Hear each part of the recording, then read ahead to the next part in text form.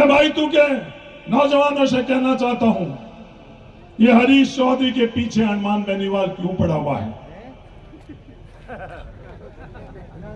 नागौर के अंदर जहां खुद रहते हैं, खुद का गांव है, वहां राष्ट्रीय लोकतांत्रिक पार्टी का प्रचार करने नहीं गई क्योंकि वहां उम्मीदवार ही नहीं उतारा। अशोक गहलोत जी के विधानसभा क्षेत्र के अंदर नहीं गई, प्रचार करने भी नहीं गई क्योंकि वहां उम्मीदवार ही नहीं उतारा। वसुंधरा राजे सिंधिया जी के विधानसभा में नहीं गई क्योंकि वहां उम्मीदवार ही नहीं उतारा। ये हरीश चौधरी इस बढ़ते हुए भाई तुम्हें 36 कौम को साथ में लेकर आगे बढ़वा है, एक कौम भी पीछे नहीं रही। उन लोगों की राजनीति और भाईतू की परंपरा बिल्कुल अलग है। आज गिड़ा के अंदर जब जमीन का आवंटन की बात आई तो पहले राजनीतिक दिशा की थी, एक समाज को जमीन दी गई, विरोध विवाद मुकदमा और जेल।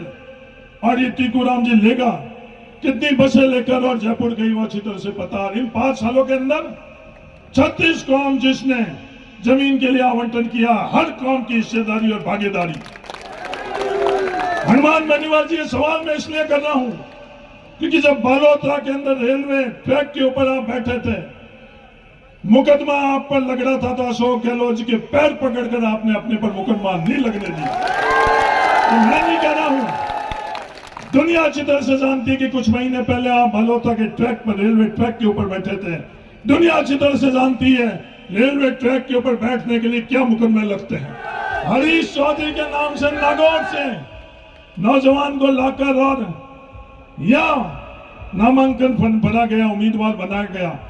हमसे पूछते तो हरीश चौधरी एक नहीं है, ये भाई तुम्हें कई सैकड़ों हरीश चौधरी है। किसी को भी कहते हैं, प्यार से कहते हैं, मोहब्बत से कहते हैं तो हम खुद ही बढ़वा देते। पर ये भाईतू की जनता है, सब जानती है। इस तरह का जो आप लोग राजनीतिक दिशा के अंदर आप आगे बढ़ाना चाहते हो, ये बढ़ता हुआ भाईतू नहीं है।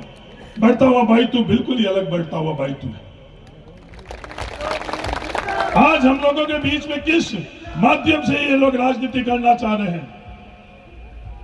खुद एक गलत अखबार की खबर बनानी और हमारे परिवार के बच्चों के माध्यम से वो खबर हमारे परिवार के अंदर गलत फैलाने की। हरीश चौधरी बैठ गया है राष्ट्रीय लोकतांत्रिक पार्टी के समर्थन के अंदर।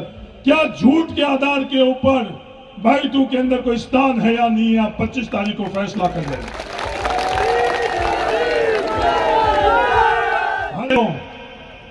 शामराव के उन जाटों के नौजवान आज भी उन मुकदमे के अंदर पिस रहे हैं। कभी आपने उनकी पैरवी करी, कभी उनकी तकलीफ पूछी? आज वो नौकरी करने जैसे नहीं रही। क्या वो दिशा सही थी या अपन लोगों के बढ़ते हुए भाईतू की दिशा सही?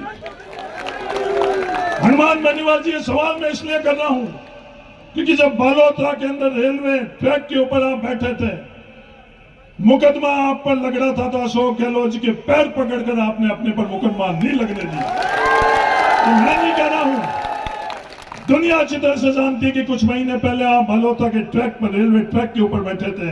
दुनिया अच्छी तरह से जानती है रेलवे ट्रैक के ऊपर बैठने के लिए क्या मुकदमे लगते हैं।